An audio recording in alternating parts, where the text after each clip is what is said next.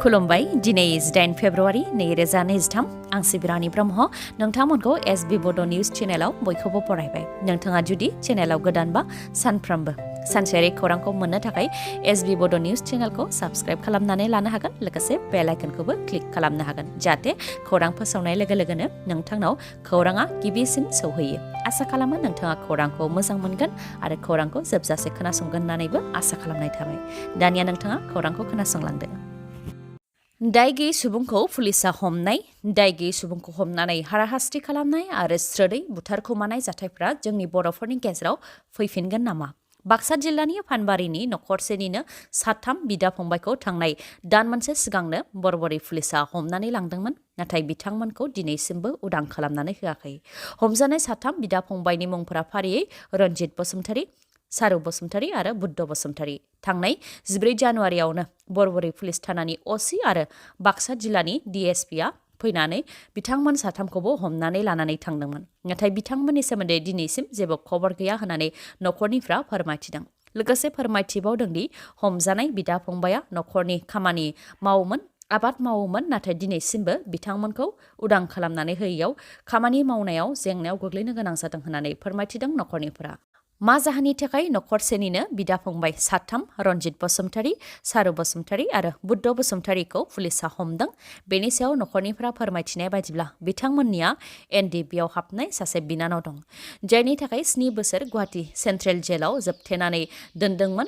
बेनि उनाव बेलाव न'आव फैबायमोन आरो न'आव थाफैनाया 1 बोसोर जाबायमोन, नाथाय कर्टआव हाजिर जाहैयाखैमोन बिनानावा, आरो बिनानावा कर्टआव हाजिर जाहैयैनि थाखायनो बिदा आरो फंबाय गासै 3खौ हमनानै लांदों बरबरि पुलिसा। नाथाय दान मोनसे बारलांनायनि उनावबो बिथांमोनखौ दिनैसिमबो उदां खालामनानै होआखै। बेनिखायनो जाहाथे बिथांमोनखौ थाबैनो उदां खालामनानै होयो, बेनि थाखाय खावलायहरदों नखरनिफोरा। हाग्राबारियाव सासे बर' हिन्जावसानि गाननाय जोमनाय खुनानै गाज्रियै हिन्जावसानि मोदोमाव आखाइ होनानै भिडिअ बानायनायनि भिडिअखौ नोंथाङाबो समाज बिजोङाव नुबाय जानांगौ। बे जाथायनि दायनिगिरिखौ हमनो थाखाय हिन्जावसानि नखरनिफोरा एफआइआर होबाय। एफआइआरनि बायदिब्ला थांनाय 1 जानुवारि 2023आवनो लावखार ओंखाम जाग्रा थावनिनिफ्राय लोगोफोरजों न' फारसे फैबाय थानाय समावनो दुथांफोरा जर जुलुम उन्दै हिन्जावसाखौ हाग्रायाव लानानै थांदोंमोन। बेनि उनाव गाननाय जोमनायखौ खुनानै गाज्रि हिन्जावसानि मोदोमाव आखाइ होदों, जायखौ भिडिअबो खालामदों दुथांफोरा। बेनि उनाव न'आव लांनानै जिनाहारि खालामहैदों। मख'नो गोनांदि बे सोंखारि जाथाव जाथाया चिरां जिल्लायाव जादों आरो एफआइआरआव मख'नाय बायदिब्ला दुथांफोरा सान्तिपुर ओनसोलनि 4 नं अदालगुरि गामिनि मुङा दान्थेल नार्जारी, सोमदोन बसुमतारी आरो आमते नार्जारी। दुथांफोरखौ हमनानै थाबैनो साजा होनो थाखाय नखरनिफोरा पुलिसनिसिम खावलायदों। सान्तिपुर पुलिसा दुथांफोरखौ दा नागिरगासिनो दङ, नाथाय दुथांफोरा गावसोरखौ नागिरनायनि खौरां मोननायनि उननिफ्रायनो खारखुमानानै दङ। डक्टर हेमन्त बिश्व शर्मानि दैदेननायाव रायजोआव माखासे ओनसोलाव होस्रांनाय जानायखौ बन्द खालामनो बिथोन होदों गुवाहाटी हाइकर्टआ। हाग्रा ओनसोलाव थानाय सुबुंफोरखौ होस्रांनायनि अनगायैबो रिभिनिउ गामिफोरावबो होस्रांनाय हाबाखौ मावदों, जायखौ लानानै हाग्रा ओनसोलनि अनगायै रिभिनिउ गामिफोरावबो होस्रांनायखौ बन्द खालामनो थाखाय प्रशासनखौ बिथोन होदों गुवाहाटी हाइकर्टआ। बिजिरसालियाव पेटिशन फाइल खालामग्रा उखिला फोरमायथिनाय बायदिब्ला सनितपुर जिल्लायाव होस्रांनायनि उनाव रिभिनिउ गामिफोरावबो होस्रांनाय जानो हागौ आरो सुबुंफोरखौ हाराहास्ति खालामनाय जानो हागौनि सन्देह खालामनानैनो गुवाहाटी हाइकर्टआव पेटिशन फाइल खालामनाय जादोंमोन आरो आसा खालामनाय बायदियैनो गमामायैनो नगाव सुथिफोर गाव पन्चायतनि सिङाव थानाय 3 वार्डआव रिभिनिउ गामिफोराव होस्रांनाय जादोंमोन, नाथाय दा होस्रांनायखौ बन्द खालामनो थाखाय गुवाहाटी हाइकर्टनिफ्राय बिथोन होबाय होननानै फोरमायथिदों। बेनि अनगायैबो जि होस्रांनाय हाबाफारि लादों बेयाव सुबुंथिनि हेंथायै सुबुंफोरखौ होस्रांदों होननानै अजद होदों एमएलए आमिनुल इस्लाम बिथाङाबो। बिथाङा फोरमायथिदों दि न' सिङाव सुबुं थासेयावबो न'खौ सिफायनानै सुबुंनि सायावनो गारदेरदों, जाय सुबुंथिनि बेरेखा आरो बेबायदि गारदेरनायजों सासे सुबुङा गोब्राब जोखोम जानोबो गोनां जादों, जायनि जाहोनाव बिथांखौ आइसिइउआव थिसननो गोनां जादों होननानै फोरमायथिदों। बेनिखायनो जाय सार्कोल अफिसारनि बिथोनाव बेबायदि खालामनाया जादों, बे सार्कोल अफिसारखौ साख्रिनिफ्राय होखारनायजों लोगोसे एरेस्टबो खालामनांगौ होननानै दाबि खालामदों डक्टर हेमन्त बिश्व शर्मानिसिम। बेनि अनगायैबो हाग्रा ओनसोलाव थानाय सुबुंफोरखौ होस्रांनायनि मुङाव पात्ता थानाय सुबुंफोरखौबो होस्रांदों होननानै फोरमायथिदों बिथांमोनहा। पाकिस्तानाव गिख्रंथाव उदखारिफोरनि गाग्लोबनाय। पाकिस्ताननि कराची पुलिस हेडक्वार्टार बिल्डिंआव गोख्रों हाथियार लानाय उदखारिफोरनि हानजाया हाबदों। ग्रेनेड खुबैनायजों लोगोसे गुलि गावग्लुंनानै हेडक्वार्टार बिल्डिंआव हाबदों उदखारिफोरा आरो जेरै मेरै गावग्लुंदों। रिपर्टनि बायदिब्ला कराची पुलिस हेडक्वार्टार बिल्डिं सिङाव माखासे सिनियर पुलिस अफिसारफोरजों लोगोसे पुलिसफोरबो दंमोन। बिथांमोना बिल्डिंनि सिङावनो खथाफोराव हाबनानै दरजा फांथेनानै थादों। उनाव पुलिस आरो आर्मिया जथायै 3 घन्टा अपारेशन खालामनानै 4 उदखारिफोरखौ बुथारनो हादों। 4नि मादाव 3खौ गावथारनो हादों आरो सासेया गावखौनो बमजों फोथैनानै लादों। उदखारिफोरनि अनगायैबो बे जाथायाव 2 पुलिस पार्सनेल आरो 2 सरासनस्रा सुबुंनि जिउबो खहा जादों।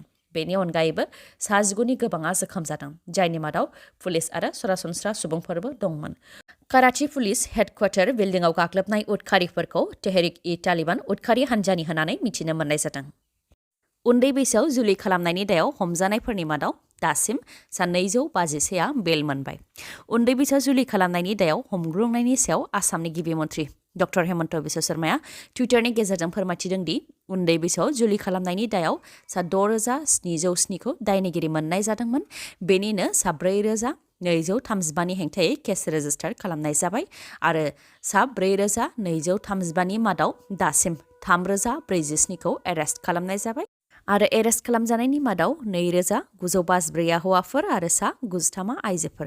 हमजानाय 3,047नि मादाव 2,587आ जुडिसियेल कास्टडियाव दं आरो 52आ पुलिस कास्टडियाव दं।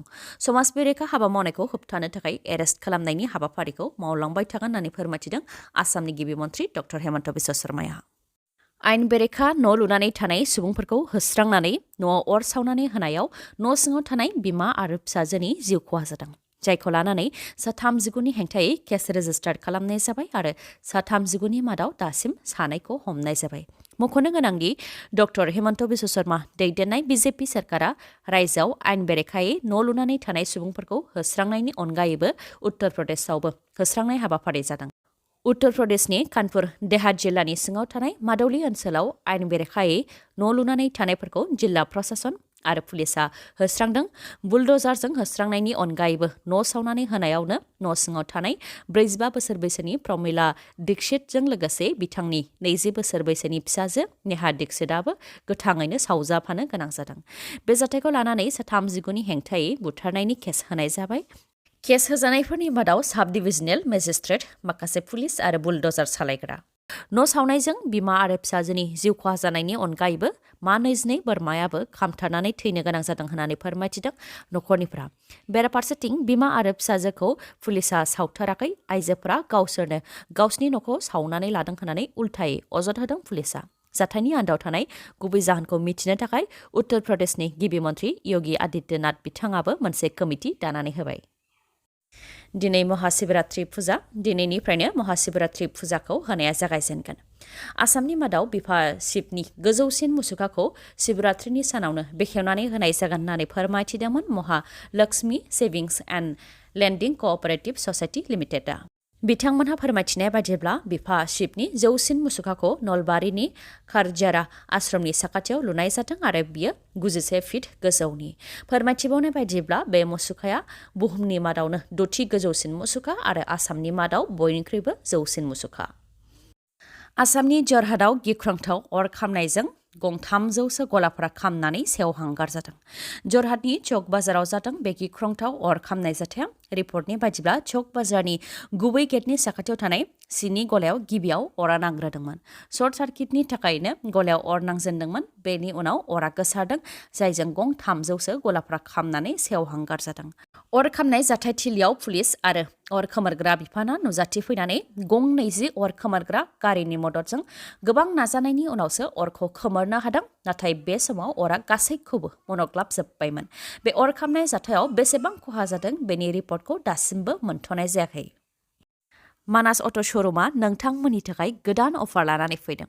अफारफोरा जाहैबाय 5 लिटार प्रेसार कुकार, बेसेन नाङालासे गंनै हेलमेट मोननो हागोन, लोगोसे खम रां होग्रोनानैनो मटर साइकेल एबा स्कुटिखौ मोननो हागोन आरो एकाउन्ट गैयाब्लाबो फाइनान्सआव खालामनानै हरगोन।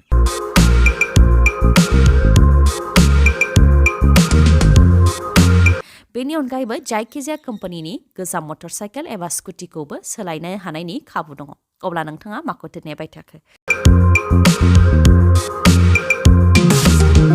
गाव गावनि मोजां मोननाय मटर साइकेल एबा स्कुटिखौ नोंथाङा थाबैनो मानास अट' श'रुमनिफ्राय बायनानै लायदो थावनिया मानिकपुर पुलिस थानानि साखाथियाव आरो इन्डियान अइल पेट्रल पाम्पनि उल्था दिगाव मानास अट' श'रुमजों फोसावजानाय बेफोर अफारा 7 मार्च सिमल' थागोन नोंथाङा माबाफोर मिथिबावनो लुबैयोबा 9101272776 नङाबा 7002601255 बे नाम्बाराव कल हरनानै खौरां लाहरनो हागोन दिनैनि खौराङा एसेनोसै गाबोन आरो गोदान खौरांजों लोगो मोनफिनबावगोन नोंथाङा दासिमबो आंनि चेनेलखौ साबस्क्राइब खालामाखैबा अन्नानै साबस्क्राइब खालामदो लोगोसे लाइक कमेन्ट आरो शेयार खालामनो दाबाव गोजोन्थों